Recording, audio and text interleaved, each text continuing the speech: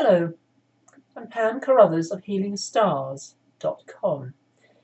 This is the chart. It's the 15th of February. It's a partial, stress that word, a partial solar eclipse, a new moon.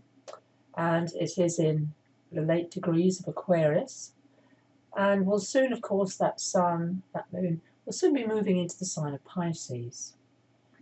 Now, a partial solar eclipse is nowhere near as intense as a full-on solar eclipse. And what it actually means is that the nodes of the moon, here's the south node at 14 degrees of Aquarius, the opposite is 14 Leo, and here's the sun and moon at 27 degrees, so that's the partial part of it. Now, Mercury is very close to the sun and moon.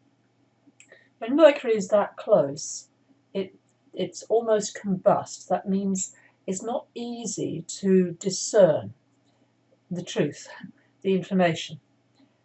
Mercury will join the sun on the 17th, on Saturday. And then it will move ahead and it will start to be, we get clearer messages. The major problem with this new moon, solar eclipse, is Neptune. Because if you look, and that's why I've given you a chart on the left to look at, but Mars is at 12 degrees of Sagittarius. Now, Mars is forming a very nice aspect to the North Node and the South Node, but it's virtually right at an angle to Neptune. Now, Neptune is all about charity, oneness, sensitivity, universal love, unconditional love, all very wonderful things, but also it's involved with scandal and victims. And one of the major headlines at the moment are the troubles that are undergoing Oxfam.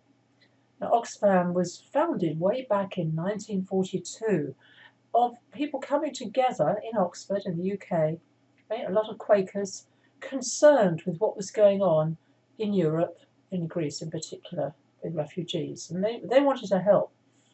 And that, of course, is what the organisation is all about. But now what's hit the headlines is very disturbing news of some of the people working for Oxfam. And Mars is to do with sex, Mars is the masculine, and yes, of course, it involves men and women both. Jupiter is about justice. Jupiter is the ability to see above everything. It is the higher perspective, just as the planet itself is very high, and it's the sky god, Zeus, Jupiter. And notice that Jupiter is in a very good position. The blue lines are all very positive, towards Chiron. Chiron in Pisces is about healing, about the wounded healer archetype, also about feeling wounded. But also, Jupiter itself is at a right angle to Mercury, the Sun, and the Moon, all of them. But it's also positively connected to Pluto, which is, Pluto's buried wealth, big stuff, heavy-duty planet, and it's very, very far away from planet Earth, and it's been demoted as a dwarf planet, but it's very intense. Jupiter in Scorpio, Mars in Sagittarius, they are in each other's signs. Now, the aspect itself isn't really relevant, but finding the truth in all these situations that are occurring in our world, I think is of prime importance. And not taking sides. It's so easy to go, oh, they're wrong and we're right. The negative of Jupiter is basically is saying, God's on my side, I'm right, you're wrong. I've mentioned this many times before. And the idea, would you rather be right or would you rather be happy? So to take judgments off people, organisations, rather than just, running away and going, oh, I'm not going to pay Oxfam anymore. Yeah, it's about seeing the bigger picture. It is the heart of the organisation helping people or not? I believe it is. Now, Saturn is also involved very well at this new moon. It's at 6 degrees of Capricorn.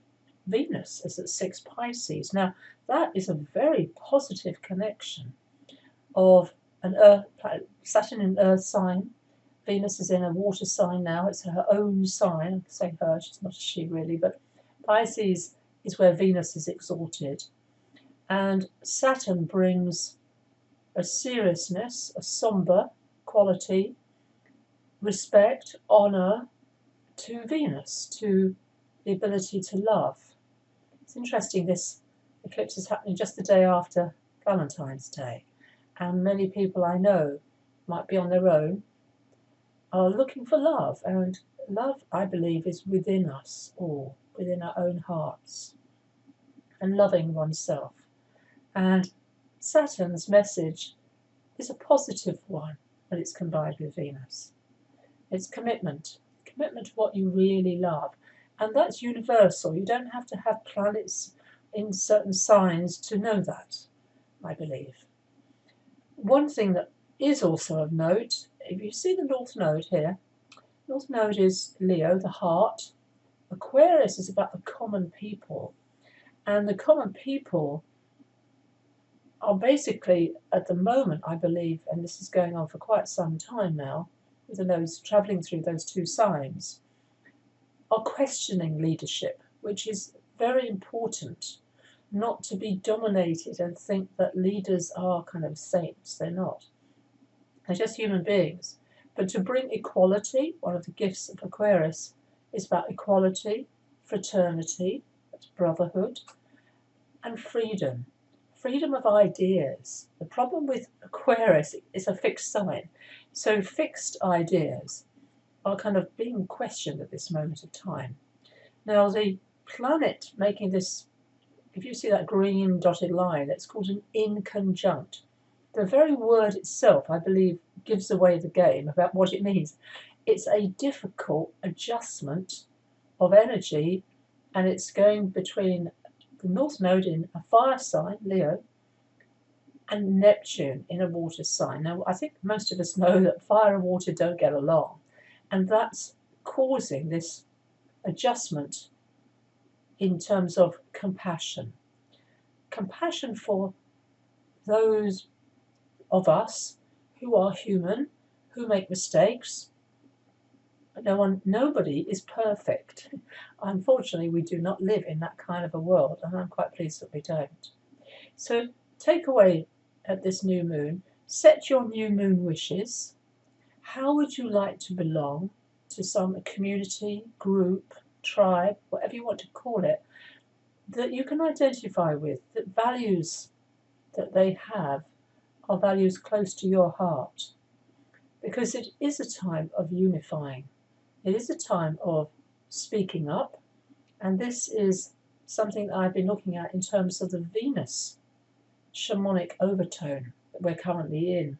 It's Aries, the warrioress, the Wonder Woman movie last year, the Me Too campaign. All of these are Aries, feminine, in her saying, this is about me, and I have boundaries which need to be respected. I am giving a webinar on Venus and the shamanic overtone, and that is now rescheduled. Apologies for those who's waiting eagerly. I'm rescheduling it for the 22nd of February. So I look forward to meeting you. Please subscribe to my newsletter, healingstars.com, and you will get the invitation. Thank you for watching. Pam Carruthers.